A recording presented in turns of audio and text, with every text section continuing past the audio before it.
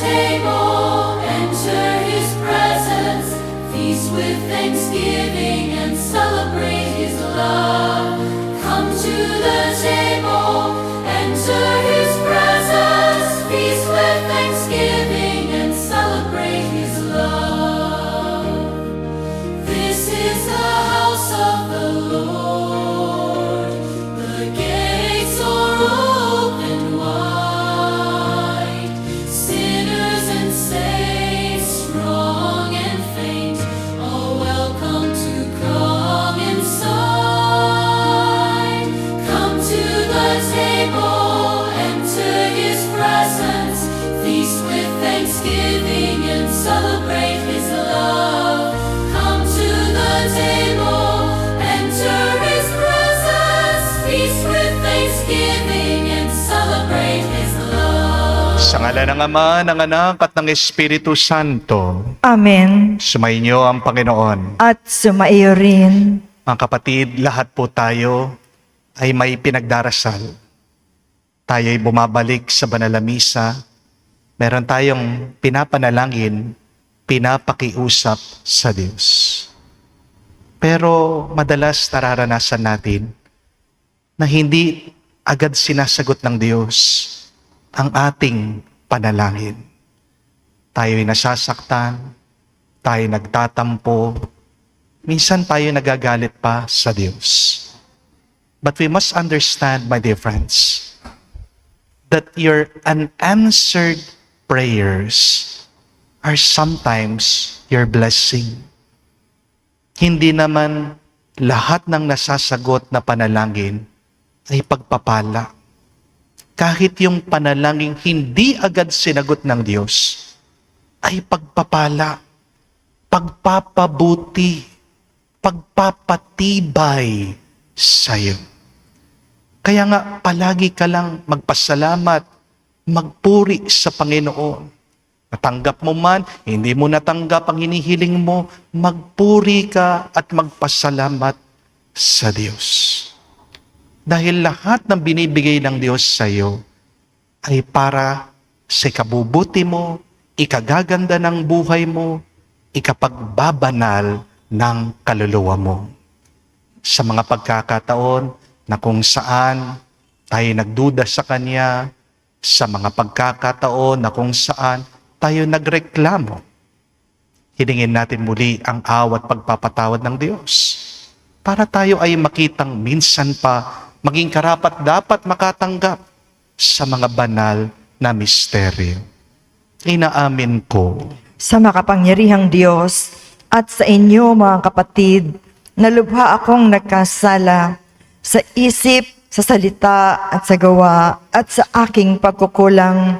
Kaya isinasamo ko sa mahal na Birheng Maria, sa lahat ng mga anghel at mga banal, at sa inyo mga kapatid, na ako'y panalangin sa Panginoong ating Diyos. Kaawaan tayo na makapangyarihang Diyos, patawarin tayo sa ating mga kasalanan, patnubayan tayo sa buhay na walang hanggan. Amen.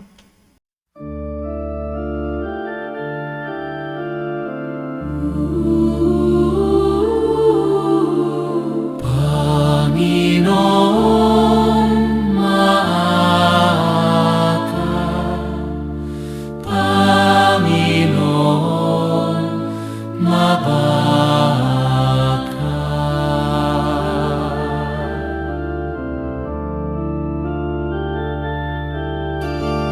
Kristo, maawa ka.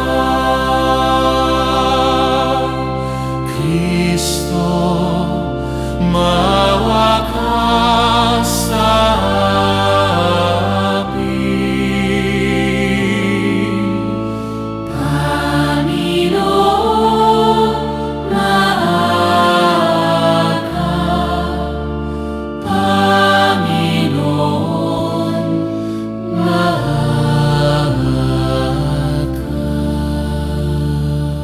Gloria in excelsis Deo.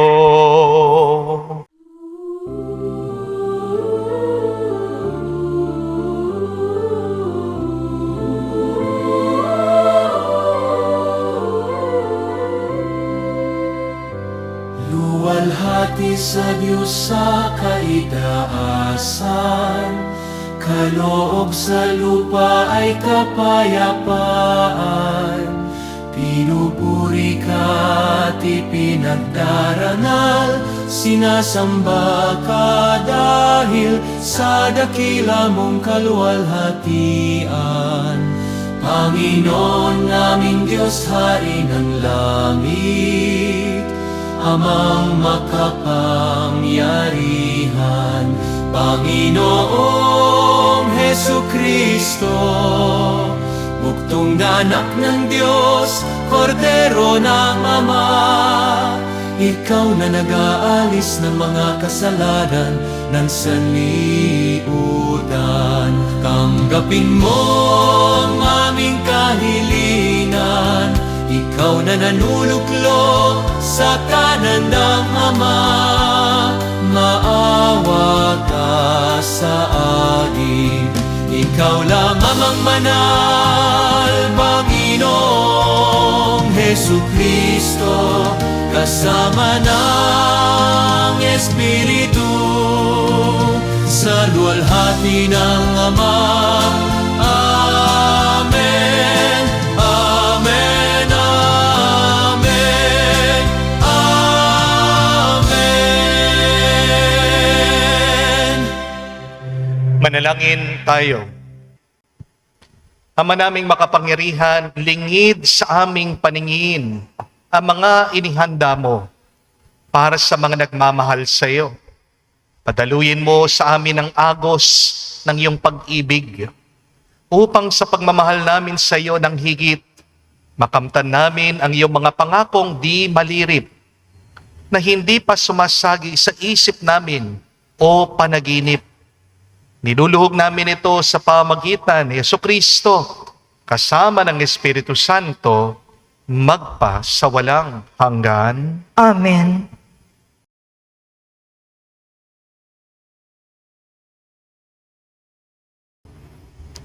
Pagbasa mula sa aklat ni Propeta Isayas. Ang sabi ng Panginoon sa kanyang bayan, ayon sa katarungan, at laging matuwid ang inyong gagawin. Ang pagliligtas ko'y di na magluluwat. Ito ay darating. Ito'y mahahayag sa inyong paningin. Ito naman ang sabi ng Panginoon sa mga dating dayuhan na ngayoy kabilang sa kanyang bayan. Buong pusong naglilingkod sa kanya, nangingilin sa araw ng pamamahinga, at matapat nag-iingat sa kanyang tipan. Dadalhin ko kayo sa Sion, sa aking banal na bundok. Ipadarama ko sa inyo ang kagalakan sa aking templo. Tatanggapin ko ang inyong mga handog, at ang templo ko'y tatawaging bahay dalanginan ng lahat ng bansa. Ang salita ng Diyos. Salamat sa Diyos. Naway magpuri sa iyo ang lahat ng mga tao. Naway magpuri sa iyo ang lahat ng mga tao. O Diyos, pagpalain kami't kahabagan. Kami, Panginooy, iyong kaawaan, upang sa daigdig mabatid ng lahat ang iyong kalooban at ang pagliligtas. Naway magpuri sa iyo ang lahat ng mga tao. Naway purihin ka ng mga nilikha, pagkat matuwid kang humatol sa madla. Ikaw ang patnubay ng lahat ng bansa. Naway magpuri sa iyo ang lahat ng mga tao. Purihin ka nawa ng lahat ng tao.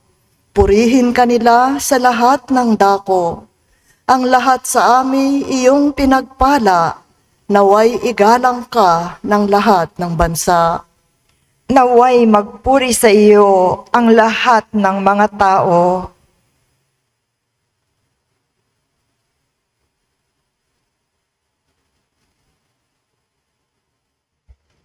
Pagbasa mula sa sulat ni Apostol San Pablo sa mga taga-Roma. Mga kapatid, ito naman ang sasabihin ko sa inyo, mga hentil. Yamang ako'y apostol ninyo, pinangangatawanan ko ang aking ministeryo upang mangimbulo ang mga kababayan ko, at sa gayoy maligtas ang ilan sa kanila. Kung maging daan ng pakikipagkasundo ng sanlibutan sa Diyos, ang pagkakatakwil sa kanila, ang muling pagtanggap sa kanila'y para na ring pagbibigay buhay sa patay. Ang Diyos ay hindi nagbabago ng isip tungkol sa kanyang mga kaloob at pagtawag. Dati, masuwayin kayo sa Diyos, ngunit ngayoy kinahahabagan sa panahon ng pagsuway ng mga Hudyo. Gayon din, naman sila'y naging masuwayin, ngayong kayo'y kinahahabagan upang sila'y kahabagan din, sapagkat hinayaan ng Diyos na maalipin ng kanilang kasalanan ang lahat ng tao, upang maipadama sa kanila ang kanyang habag. Ang salita ng Diyos. Salamat sa Diyos.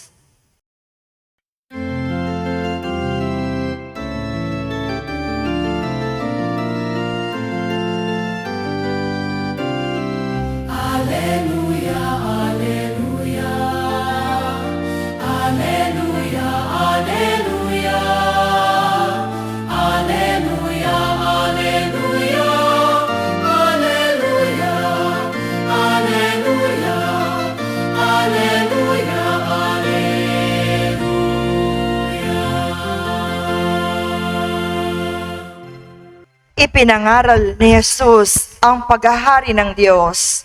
Sakit ay kanyang ginamot.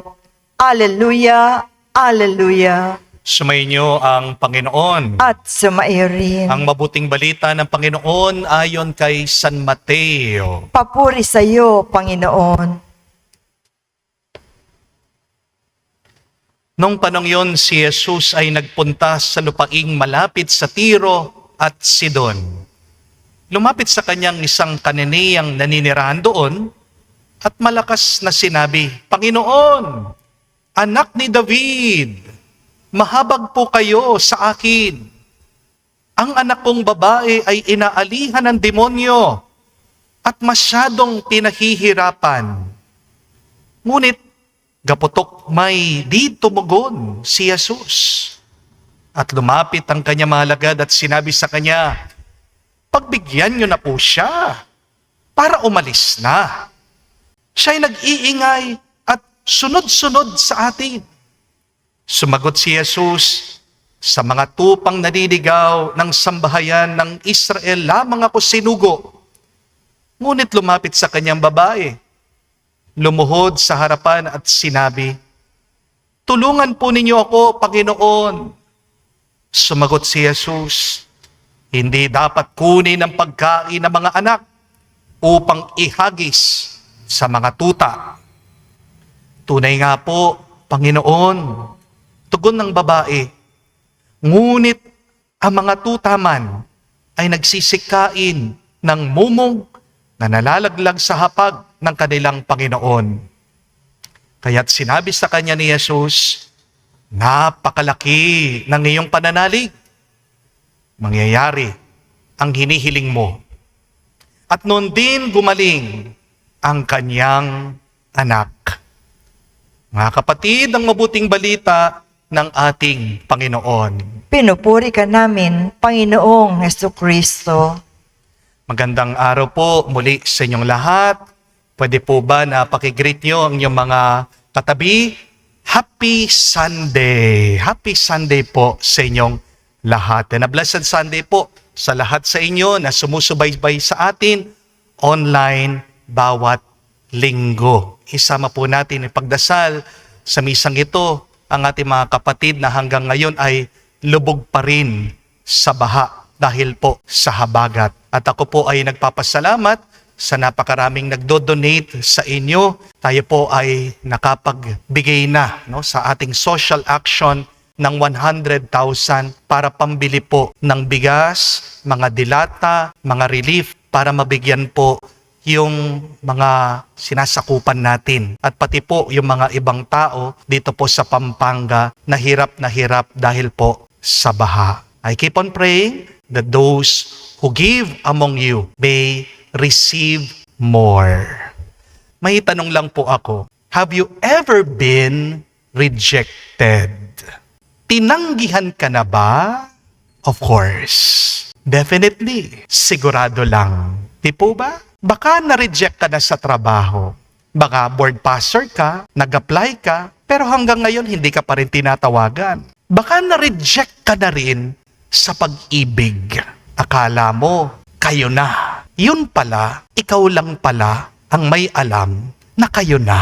Baka nag-propose ka, pero ang sagot sa'yo, pwede ba? Friends na lang tayo. Ouch! Masakit po yun. Pero mas masakit yung nag-propose ka, yung nagdiligaw ka, pagkatapos narinig mo, sinabi sa'yo, parang kapatid lang kita eh. Tapos na ang laban. Meron po mga rejection na nakakatawa kapag inaalala mo pagkalipas ng panahon. Pero meron mga rejection na hanggang ngayon tumutusok sa ating mga puso. Hindi po ba? Hindi ka pinili, hindi ka tinanggap, hindi ka na-promote, hindi ka pinakinggan, hindi ka pinansin, hindi ka minahal.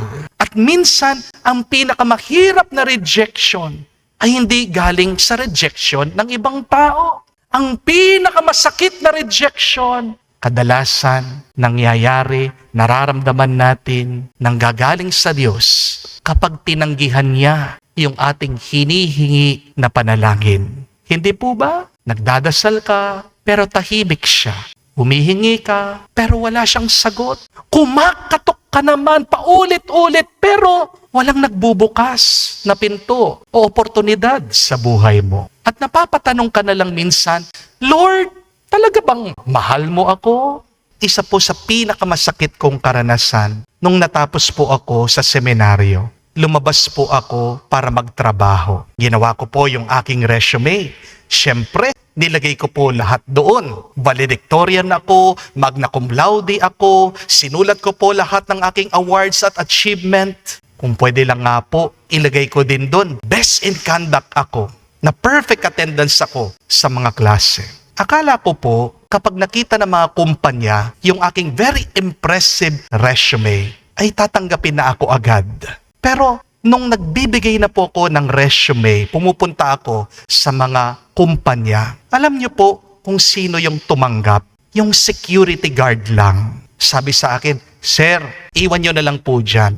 Pagkakita ko po, merong mga malalaking box, kahon. Doon lang hinuhulog yung mga resume. Napakarami ng mga resume po doon. Natatambunan lang po. At doon ko po na-realize, parang raffle draw lang pala ang pag-a-apply ng trabaho. Ang sakit po nun. Pinaghirapan mong magpakatapos, nagpursige ka na maging mas mahusay, pinaghirapan mo na magkaroon ka ng mga achievements at awards. Tapos, parang isang papel ka lang na hinahalo sa maraming papel. Parang hindi ka pinapansin, sinasantabi ka lang. At doon ko po naunawaan, napakasakit pala na hindi ka piliin. Napakasakit pala na parang hindi mahalaga ang pinaghirapan mo. Kaya magandang tanong po ngayong linggo, bakit ba pinapayagan ng Diyos na maranasan natin ang rejection?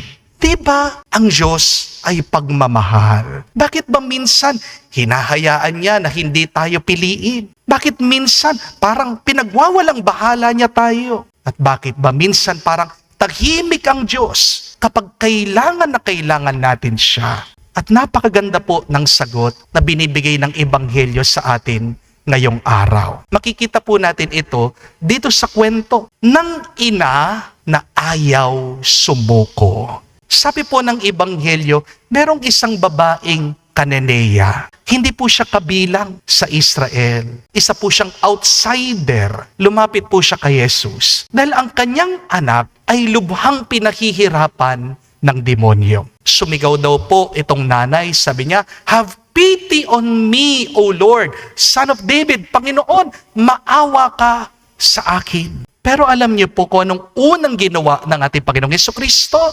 Tahimik lang siya. Sabi po sa Ebanghelyo, He did not say a word in answer to her. Napakasakit po nun. Lumapit ka kay Jesus, pero walang kibo ang Panginoon. Nagdasal ka, pero wala siyang sagot. Umiyak ka, pero walang nangyari. At hindi lang po yon. Sinabi pa ni Jesus dito sa nanay, "I was sent only to the lost sheep of the house of Israel." Parang sinabi niya sa kanya, hindi ka kasama dito. Hindi ako pinapunta para sa'yo. Pero hindi pa rin po sumuko yung babae. Lumapit pa rin siya, lumuhod pa rin siya, nakiusap pa rin siya, "Lord, help me." At pagkatapos, sinabi pa ni Jesus, isa sa pinakamahirap pakinggan, "It is not right for the food of the children to be thrown to the dogs." Sinabihan pa siya na para siyang aso. Napakahirap po ng pinagdaanan nitong ina. Una, there was silence. Second, there was exclusion. Pangatlo, there was humiliation. 3 pagkakataon para umalis ang ina. 3 pagkakataon para magtampo siya. 3 pagkakataon para sabihin niya, "Bahala ka na, Lord. Ayaw ko na." Pero hindi umalis yung nanay. At sa huli, dahil sa kanyang pagtsatsaga, ano ang sabi ni Jesus? "O woman, great is your faith. Let it be done as you wish." At gumaling daw yung kanyang anak. Ang tanong, bakit hinayaan ni Jesus na dumaan sa ganitong karanasan? Napakahirap itong nanay. Hindi po dahil walang puso si Jesus. Hindi dahil ayaw niya yung babaeng yun. Kung hindi dahil gusto ni Jesus na mas lumalim pa, tumibay pa, tumatag pa ang pananampalataya niya sa gitna ng rejection. Mga kapatid, may mga pagkakataon na tila ang rejection ang nagiging lugar para lumabas kung ano talaga yung nasa puso natin. Ang rejection ay pagsubok lang para sa atin, para makita ang tunay mong kulay. Amen? Parang ganito lang po, para mas maunawaan nyo. Isipin nyo po ang niyog. Sa labas po, ang niyog matigas. Hindi po ba? Pero dun sa loob, nandyan yung matamis na tubig. Hindi mo mararating yung laman sa loob kung hindi mo babasagin yung shell ng niyog. Hindi po ba? At ganyan po minsan ang ginagawa ng rejection sa atin. May shell. Tayong lahat Pride, ego, need for our approval, desire to please everybody, the need to be appreciated. Kaya kapag hindi tayo pinipili, kapag hindi tayo pinapasalamatan, kapag hindi tayo napapansin, kapag hindi tayo inaangat, pinopromote, kapag hindi tayo pinupuri, nasasaktan tayo. Hindi po ba? Nasasaktan tayo dahil meron tayong ego. Yan po yung outer shell. Pero baka binabasag yan ng Diyos para marating niya, para lumabas yung matamis, malambot nating loob. Sometimes God also uses the rejection to break our ego so that the deeper person can emerge. Minsan kailangan mabasag ang shell mo para lumabas yung mas mabuti na nasa loob. Amen? So the first lesson is, must remember, sometimes the rejection is purification. Mga kapatid, isang pinapayagan ng Diyos ang mga rejection sa ating buhay para linisin lang ang ating loob. Minsan kasi hindi natin namamalayan, pakiramdam natin successful lang tayo kapag maraming pumapalakpak sa atin. Pakiramdam natin failure tayo kapag walang nakaka-appreciate sa atin. Kaya minsan kailangan nating matutunan, your value does not decrease because somebody failed to see it. Ang ginto ay ginto kahit na walang makakita sa ginto. Hindi po ba? Ang diamante ay nananatiling diamante kahit na walang nakakaalam na ito'y diamante, kahit na akalain nila ito'y ordinaryong bato lang. Ang paro-paro ay maganda pa rin kahit na lumilipad itong mag-isa sa hardin. At ikaw, kapatid, mahalaga ka pa rin kahit na hindi ka piliin ng iba. Mahalaga ka pa rin dahil ikaw ay palaging pinipili at minamahal ng Diyos. Amen? Kung mabuti ka lang dahil may nakakakita, kapatid, hindi ka talaga mabuti.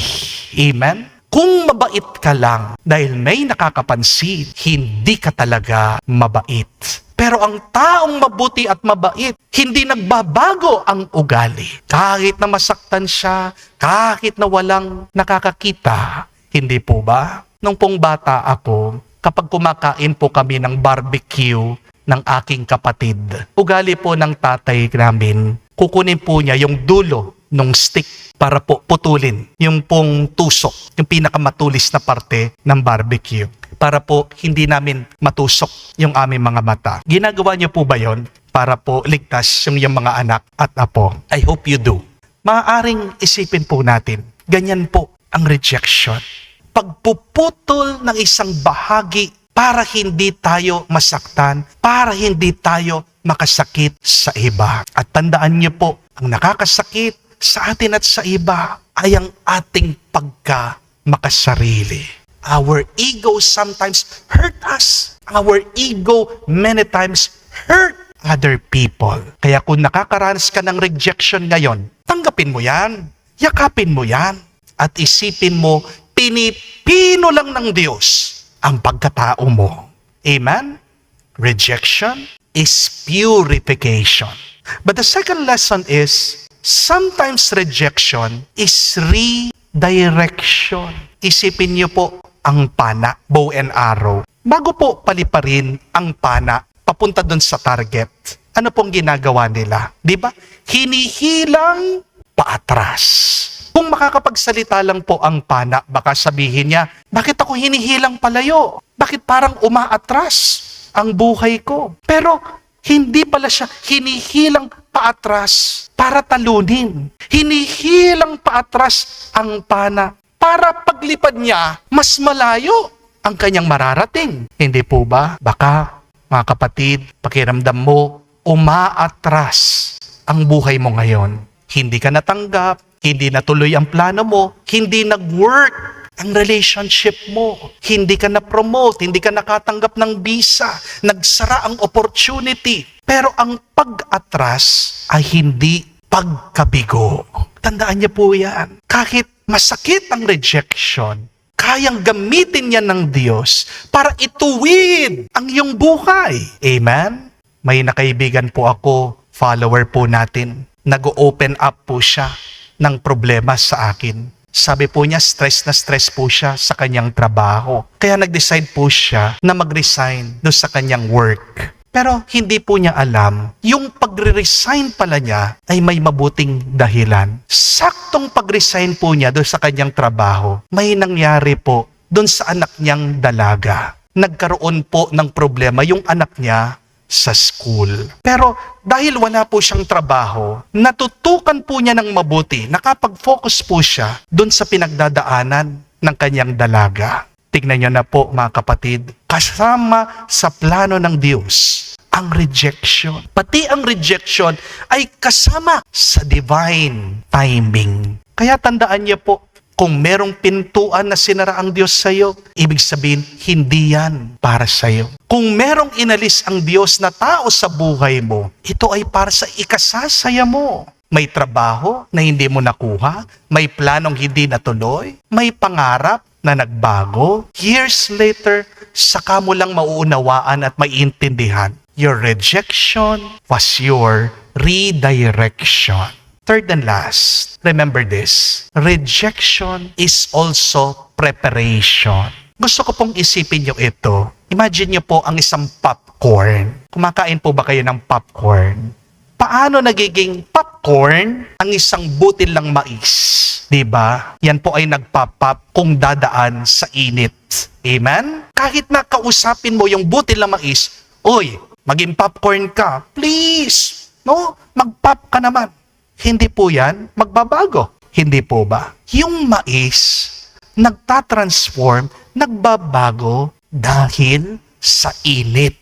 Amen? Habang umiinit, tumataas yung pressure sa loob. Hanggang sa isang sandali, pop, nagbabago ang itsura, lumalaki, lumalabas yung potensyal na nakatago dun sa loob ng mais. Ganito po ang ginagawa ng rejection sa atin. Merong mga bagay na hindi lumalabas sa atin kapag komportable ka lang. Hindi mo malalaman kung gaano kalalim ang iyong pananampalataya kung ang lahat ng dasal mo ay answered prayers agad. Hindi mo malalaman kung gaano kalakas ang loob mo kung wala kang pagsubok. Hindi mo malalaman kung gaano kababa ang loob mo kung lagi kang pinupuri, at hindi mo malalaman kung gaano mo talaga kamahal ang Diyos kung sumusunod ka lamang kapag nakukuha mo ang gusto mo. Understand, pressure reveals what is inside of us. Kung hindi dadaan sa pagsubok ang isang tao, hindi mo malalaman ang katotohanan, ang tunay niyang pagkatao. Amen? At yan po ang nakita natin sa kanineyang ina. Hindi sinira ng rejection ang pananampalataya niya.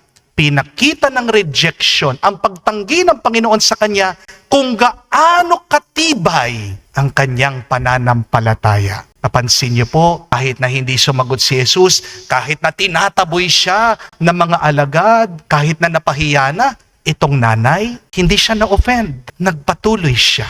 Lumapit siya, nanatili siya, at nakiusap pa rin siya. At dahil sa kanyang pagtitiis at pagtsatsaga, lumitaw ang kanyang tunay na pananampalataya. At dahil sa kanyang pananampalataya, nakatanggap siya ng milagro. Unawain niyo po yan, mga kapatid. Hindi ang pagtsatsaga ang nagbubunga sa himala. Ang pagtsatsaga ay nagbubunga ng pananampalataya. At ang iyong pananampalataya ang magbubunga para makaranas ka ng himala. If you want to receive a miracle, don't just persevere, but you must persevere with faith and trust in the Lord. Kaya magdasal ka pa rin. Kahit na hindi mo nararamdaman ang Diyos, manalangin ka pa rin. Kahit na tila tahimik ang Diyos. Sumunod ka pa rin sa Kanya kahit na hindi mo naiintindihan ang plano ng Diyos. At bandang huli, magbubunga din ang pagtsatsaga mo sa pananampalataya. At ang pananampalataya ang magiging daan mo para ikaw ay pagpalain ng sobra-sobra. Hindi ko po alam kung naranasan nyo na rin po ito sa restaurant. Yung nauna kang dumating, nag-order ka, pero may dumating na ibang customer. Pagkatapos, sila pa yung unang sinerve ng pagkain. Diba? Nakakainis po yun. Yung antagal-tagal mong naghihintay, pagkatapos ilan na po yung dumating na mga customer, buti pa sila, nakakain na sila. Tapos biglang darating yung waiter, sasabihin niya, pasensya na po, matagal niluto yung order nyo. Kasi po, pagkadami-dami. At pasensya na po, kasi yung in-order nyo, mas masarap kesa do sa in-order ng ibang tao. Yun pala yung dahilan. Bakit nagtatagal yung order mo?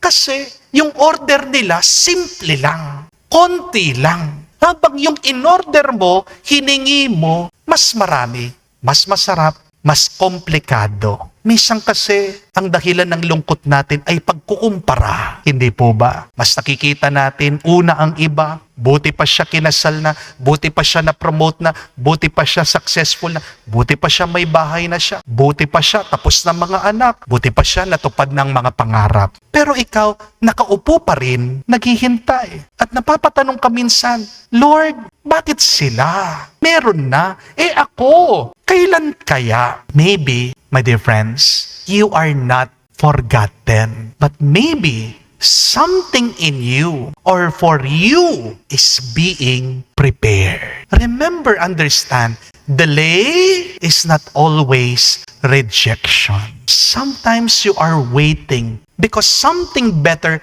is still being prepared. Kaya wag mong ikumpara yung timeline mo sa timeline ng iba. Hindi naman po karera ang buhay Paglalakbay ang buhay. Alam ko po, gusto niyo pong makarating sa destination. Pero walang kwenta, walang saya ang paglalakbay kung gusto mo lang ay makatapos ka. Hindi po ba? Ang ganda ng paglalakbay ay hindi lang nandun sa katapusan, kung hindi mismo dun sa lahat ng iyong paglalakbay sa buhay. Huwag mong ikukumpara ang iyong sarili sa iba. Ang blessing ng iba ay hindi ebidensya na kalimutan ka ng Diyos. Tiwala ka lang sa Kanya. Kaya mga kapatid, kapag meron kang rejection, tandaan mo na lang itong tatlong mabuting aral. First, your rejections are purification. Baka merong nililinis ang Diyos sa iyong puso. But second, your rejections are redirection. Baka hindi pa yan ang pintuan na para sa iyo. May ibang direksyon, may ibang misyon, may ibang paraan ang Diyos na ginagawa para sa iyo. At pangatlo, rejection is preparation. Baka hindi ka tinatanggihan. Baka hinahanda lang niya ang mas malaking pagpapala para sa iyo. Kaya huwag mo agad tawaging rejection ang mga bagay na hindi mo pa nauunawaan. Remember, a closed door today may someday become your blessing that you will understand. Magdasal po tayo sa banal na misang ito. Tulungan nawa tayo ni Jesus. Mas lumalim pa ang ating pananampalataya kamukha nung nanay na Canaanea. Kung nakakaranas ka man ng masama ngayon, huwag kang agad susuko. Huwag kang agad lalayo sa Diyos. Huwag mo agad isipin, tapos na ang kwento. Patuloy kang kumatok, patuloy kang manalangin, patuloy kang maniwala sa Kanya. Dahil baka ang pintuang akala mong sarado na, hindi pala katapusan ng iyong kwento. Baka dun palang nagsisimula ang mas magandang plano at milagro ng Diyos para sa iyo. Amen. Tumayo po tayo, ipahayag po natin ang ating pananampalataya. Ating sabihin, sumasampalataya ako sa Diyos, amang makapangyarihan sa lahat, na may gawa ng langit at lupa. Sumasampalataya naman ako kay Jesucristo, iisang anak ng Diyos, Panginoon nating lahat. Nagkatawang tao siya, lalang ng Espiritu Santo, ipinanganak ni Santa Mariang Birhen, pinagpakasakit ni Poncio Pilato, ipinako sa krus, namatay, inilibing, nanaog sa kinaroonan ng mga yumao, nang may ikatlong araw, nabuhay na maguli, umakyat sa langit, naluluklok sa kanan ng Diyos, amang makapangyarihan sa lahat. Doon magmumulat pariritot, maghuhukom sa mga nabubuhay at nangamatay na tao. Sumasampalataya naman ako sa Diyos Espiritu Santo, sa banal na simbahang Katolika, sa kasamahan ng mga banal, sa kapatawaran ng mga kasalanan, sa pagkabuhay na muli ng mga nangamatay na tao, at sa buhay na walang hanggan. Amen. Nais ng Diyos ang kaligtasan ng lahat at pinapakita niya ang Kanyang awa sa mga nagtitiwala sa Kanya. Buong tiwala tulad ng babaeng Canaanea, tayo'y manalangin. Ating sabihin, Panginoon, dinggin mo kami. Panginoon, dinggin mo kami. Para sa simbahang Katolika, naway maging tunay siyang tanda ng pag-asa para sa lahat, at bukas na tanggapin ang mga dayuhan, may hirap at mga nakadarama ng pag-iisa. Panalangin tayo sa Panginoon. Panginoon, dinggin mo kami. Para sa mga pinuno ng mga bansa, naway manaig sila sa pagiging walang malasakit at paboritismo at magsikap para sa pagkakaisa, pagkakapatiran at kapayapaan. Manalangin tayo sa Panginoon. Panginoon, dinggin mo kami. Para sa mga pinuno ng iba't ibang relihiyon, Naway ang pagkakaiba ng paniniwala ay maging daan sa pag-uusap, pagtutulungan at kapayapaan. Manalangin tayo sa Panginoon. Panginoon, dinggin mo kami. Sa katahimikan po ng ating puso, sabihin natin sa Diyos ang ating mga personal na pangangailangan. Diyos naming Ama, punuin mo kami ng iyong Espiritu Santo upang matanggap namin ang kanyang mga kaloob at maging handang magmahal na walang hanggan at pag-aalinlangan. Hinihiling namin ito sa pamagitan ni Kristo, aming Panginoon. Amen.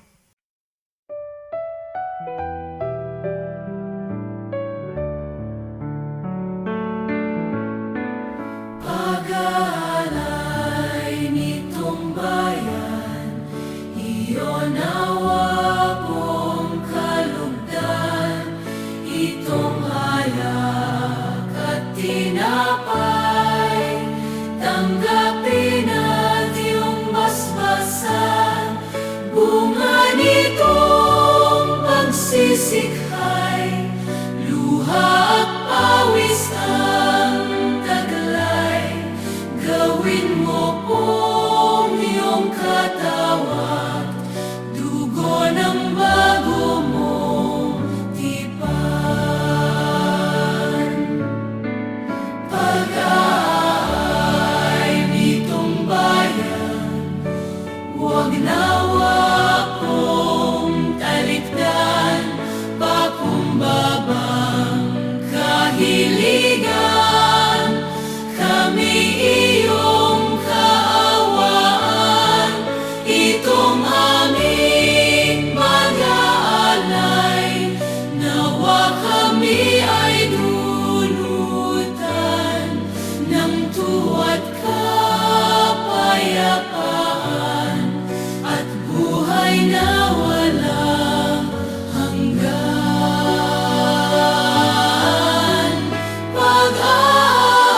Pag-alitong bayan, tanggapin at iyong kalugdan.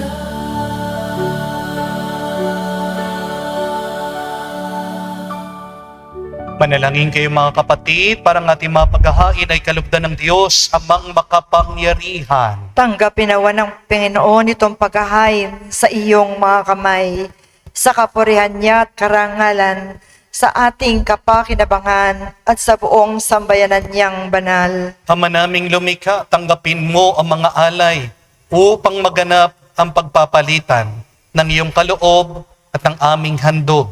Sa aming paghahain na iyo na rin binigay, para kami maging marapat na iyong paunlakan sa pamagitan ni Jesucristo kasama ng Espiritu Santo magpa sa walang hanggan. Amen. Sumainyo ang Panginoon. At sumaiyo rin. Itaas sa Diyos sa inyong mga puso at diwa. Itinaas na namin sa Panginoon. Pasalamatan natin ang Panginoong ating Diyos. Marapat na siya ay pasalamatan. Ama naming makapangyarihan, tunay nga marapat na ikaw ang aming pasalamatan. Nasa iyong aming buhay, pagkilos at pag-iral. Sa pamumuhay namin araw-araw, tinatamasa namin ang iyong pagmamahal sa pag-ibig mong pinunla sa sangkatauhan. Ang Espiritu Santo'y unang aning bigay ng anak mong naglagak sa amin ng katiyakan, nakalaang mabuhay kami sa piling mo kailanman. Kaya kaisa na mga anghel, nagsisiawit ng papuri sa iyo, nang walang humpay sa kalangitan, kami nagbubunyi sa iyong kadakilaan.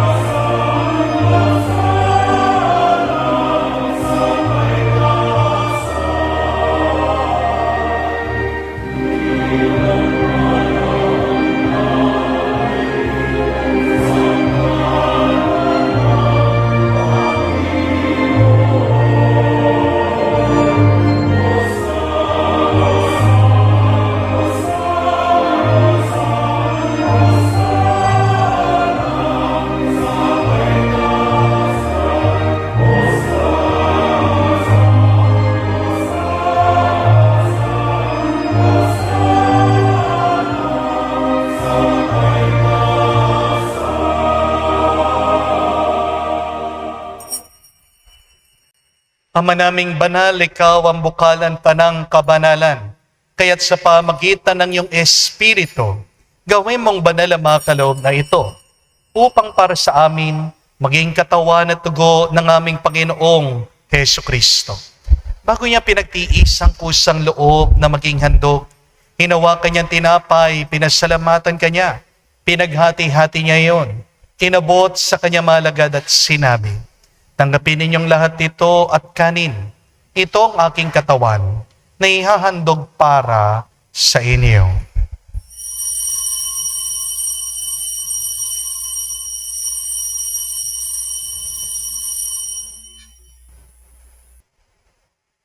Gayon din naman na matapos ang hapunan, hinawakan niyang kalis.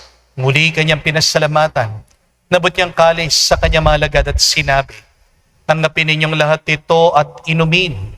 Ito ang kalis ng aking dugo, ng bago at walang hanggang tipan. Ang aking dugo na ibubuhos para sa inyo at para sa lahat, sa ipagpapatawad ng mga kasalanan. Gawin ninyo ito sa pag-aalaala sa akin."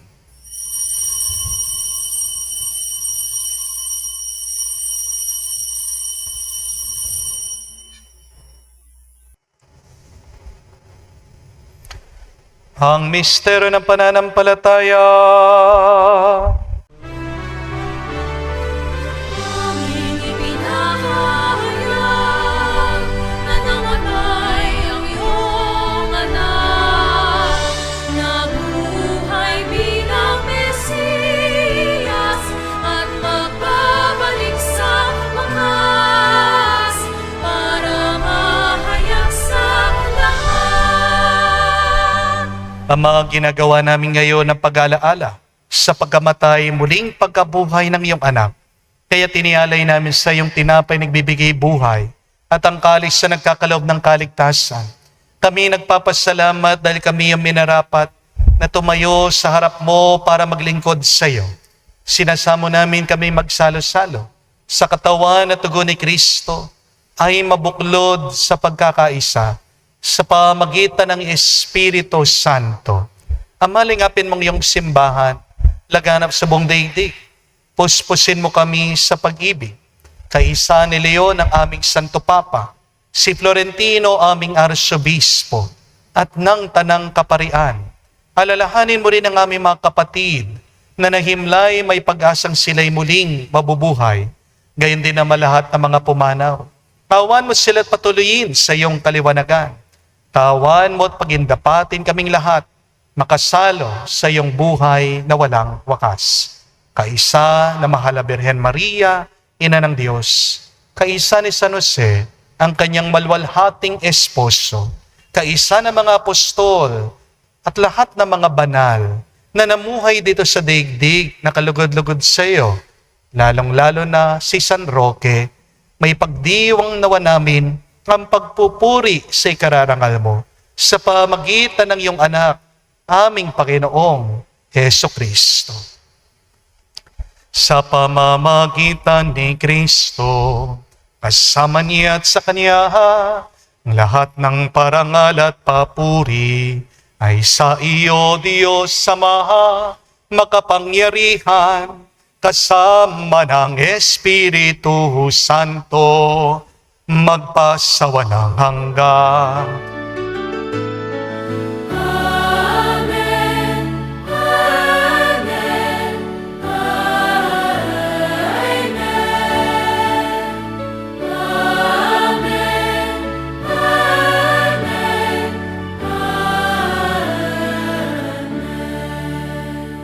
Sa nakagaling na utos sa turo ni Jesus sa Panginoon natin at Diyos, ipahayag natin ang lakas, loob.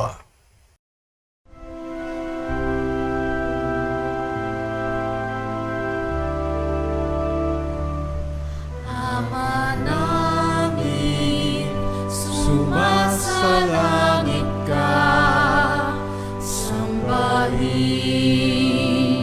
ang ngalan mo, mapasa amin ang kaharian mo.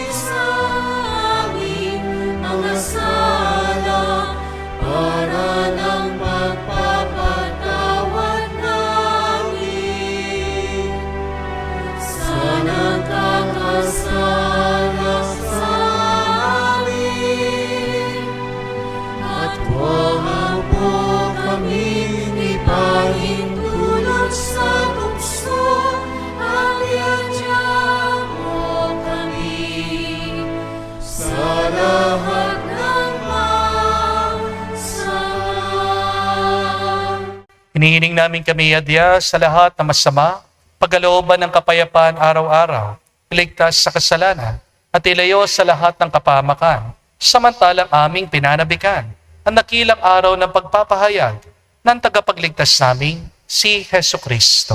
Sapagkat iyo ang kaharian at ang kapangyarihan at ang kapurihan magpakailanman. Amen. Panginoong Hesu Kristo, sinabi mo sa mga apostol, kapayapaan ang iniiwan ko sa inyo. Ang aking kapayapaan binibigay ko sa inyo. Tunghayan mong aming pananampalataya at huwag ang aming pagkakasala. Pagkalooban mo kami ng kapayapaan at pagkakaisa ayon sa iyong kalooban. Kasama ng Espiritu Santo, magpa sa walang hanggan. Amen. Kapayapaan ng Panginoon ay laging sumainyo. At sumaiyo rin. Magbigayan po tayo ng kapayapaan sa bawat isa. Pisuin niyo po, kapayapaan po sa inyong lahat.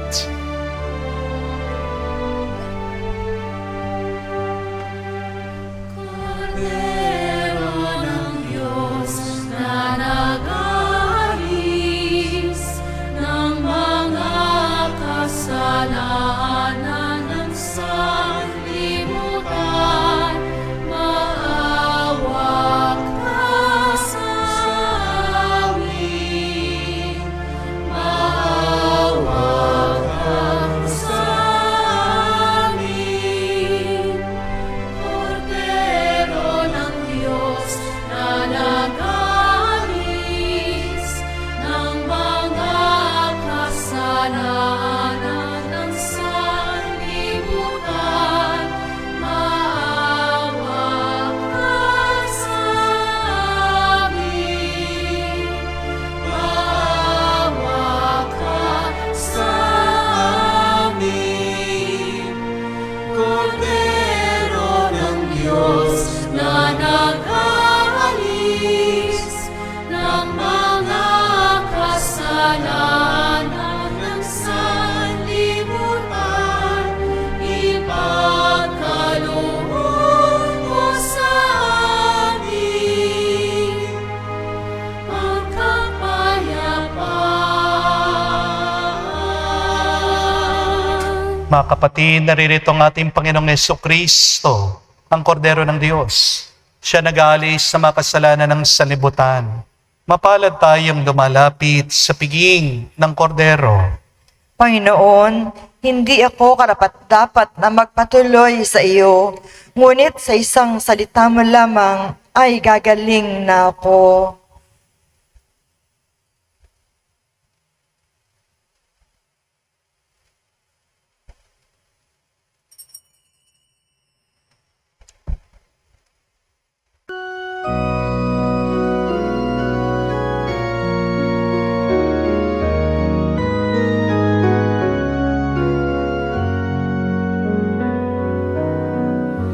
In the presence of our God, as we gather here in Christ, feel the Spirit breathe upon us, the breath of life, grace and divine. We have come to break the bread. We have come to share our lives. Let us bring these fruits to the table. The love of God, yours and mine. Cantata ni Cristo, cantata ni Cristo. Behold the body of Christ, Jesus our Savior and life. Rejoice, O people of God, we are the body of Christ. Inanyayan ko po kayong lumuhod para sa panalangin, para sa mga may sakit. Panginoong Yesus, lumalapit po kami sa iyo ngayon upang idulog ang kagalingan ng mga may sakit. Haplusin niyo po sila at pagkalooban ng panibagong lakas upang sila ay muling makapaglingkod sa iyo. Patawarin niyo po sana sila sa kanilang mga kasalanan at pagkalooban din ng kagalingang pangkaluluwa. Amen. Sa katahimikan po ng ating puso, banggitin natin ang pangalan ng mga kapatid nating may karamdaman o sakit sa Diyos. Hilingin natin na kanilang mabilis na kagalingan. Hinihiling namin ito sa ngalan ni Kristo, aming Panginoon. Amen. Panalangin para sa mga OFW. Ama, pinapanalangin namin sa iyong natatanging kahilingan ng lahat ng mga nagtatrabaho sa ibang bansa. Tulungan mo sila bawat sandali ng kanilang buhay habang nasa ibang bansa. Palakasin mo sila kapag pinanghihinaan sila ng kalooban. Pagalingin mo sila tuwing nagkakasakit. Paluin mo sila kapag nalulungkot sila. Ilayo mo sila sa anumang masama at kapamakan upang magpatuloy sila lagi sa kanilang buhay. Mapahalagan nawa ng kanilang mga pamilya ang bawat sakripisyo nila sa ibang bansa upang wag masayang kanilang pagpapagal. Kawan at pagkalooban mo ng biyaya ang lahat ng mga OFW dahil sa iyo lamang aasa at wala nang iba pa. Ang lahat ng ito ay aming sama-samang panalangin sa ngalan ni Jesus. Amen. Banal na mukha ni Jesus. Kawaan mo kami. Tumayo po tayo. Manalangin tayo. Ama namin mapagmahal, sa banal na pakikinabang, si Kristo ay aming pinagsaluhan. Inihiling namin ito, kami maging katulad niya sa langit, pakundangan sa kanyang pagiging aming kaparis. Bilang tagapamagitan kasama ng Espiritu Santo, magpa sa walang hanggan. Amen. Muli po sa lahat ng ating mga followers, maraming salamat po sa inyong walang sawang pagsubaybay, sa mga pumupunta po dito sa ating parokya. Thank you very much po sa inyong lahat. Palakpakan po natin lahat ng ating online followers at lahat ng ating mga bisita. Thank you very much po sa inyong lahat. Paalaala ko lang po na ngayon pong August 20, wala po ako dito sa parokya. No? This coming Thursday. At inaanyayahan ko po lahat na nandyan sa Sydney, Australia, lalong-lalo na sa mga malapit po sa Good Shepherd Parish sa Plumpton, na meron po tayong misa dyan, 3:00 po ng hapon. Andyan po ako for a Thanksgiving Mass. Please pray for me because that is my 14th year being as a deacon. No? Diaconal anniversary ko po. No?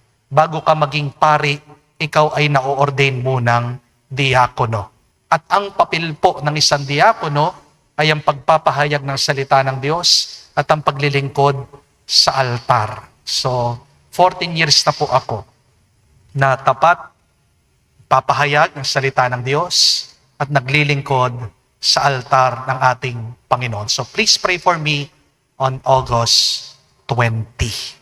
Pero inaanyayahan ko po kayo, huwag po kayo mag-alala sa paparating naman po na August 22, that is a Saturday, nandito na po ako for our healing mass. Kaya sa mga gusto pong pumunta dito, you're more than welcome. Lalong-lalo na po, makakasama na po natin ang milagrosong imahen, mga larawan po ng Birhen de los Remedios at Santo Cristo del Perdon. Sila po ibibisita dito sa ating parokya. So, it is one of a lifetime opportunity na bumisita po dito yung Coronada na Birhen de los Remedios. So, please come visit us, be with us for the healing mass this coming Saturday, August 22. At paalaala ko lang po sa inyong lahat na nahihirapan na lang po, ang dami nagme-message po sa akin, bisan gustong sumuko, meron nagpapakamatay. I know that you are experiencing a lot of rejections in your life. But when you are rejected, it is not the end of the story. Ang pagtanggi ay hindi pagkabigo. Yan ay pagsubok. Ano ang magandang aral? First, rejection is purification. Gusto lang ilabas ng Diyos kung ano talaga ang nasa puso mo. But second, rejection is redirection. Ikaw ay tinutuwid lang, dinadala ng Diyos dun sa tamang kalalagayan mo na mas makakapagpabuti, makakapagpasaya sa'yo. And third and last, rejection is your preparation. Kung hindi ka dadaan sa hirap, eh hindi mo ma-appreciate yung grasya na pinagkakalob ng Diyos sa'yo. Diba? Kung laki ka sa yaman, kahit na meron kang 1,000,000, walang kwenta sa'yo yan. Di po ba? Pero kung galing ka sa hirap, binigyan ka lang ng simpleng tinapay, o kaya pinakain ka lang sa Jollibee o McDo, tuwang-tuwa ka na. Di po ba? Because in order to be happy, you need a point of comparison. Do not compare yourself with other people, but compare your experience today to yesterday. Yun po yung magandang comparison. Hindi yung dun sa ibang tao, pero dun sa karanasan mo. Malayo na ang darating mo, malayo pa ang mararating mo sa tulong ng Diyos. At yung mga rejection na yan, mga pagsubok na yan, ay paghahanda lang para sa'yo, para mas malayo pa, mas mabuti pa, mas maganda pa ang tatanggapin mo galing sa Kanya. Anong mabuting gawin ngayon? Nung mabuting dasal? Please keep on praying. Kasi sabi po ni Padre Pio beautifully, that persistence in prayer is a sign of great faith. Pag tumigil ka nagdarasal, ang ibig sabihin yan, wala kang matibay na pananampalataya sa Diyos. Kung meron kang matibay na pananampalataya, yan ang magiging daan, yan ang magiging pintuan para makatanggap ka ng malaki at magandang grasya. So keep on praying even if you do not feel God. Keep on praying even if you do not hear God. Keep on praying even if you have not received what you have prayed for. Because that persistence in prayer will develop into a great faith, and your faith will be your road, your doorway to your miracles and blessings. Sumainyo ang Panginoon. At sumayo rin. At kayo'y basta ng Diyos, makapangyarihan sa lahat, sa ngalan ng Ama, ng Anak, ng Espiritu Santo. Amen. Ang ating misa ay natapos na. Pumayo kayo sa kapayapaan ni Kristo. Salamat sa Diyos.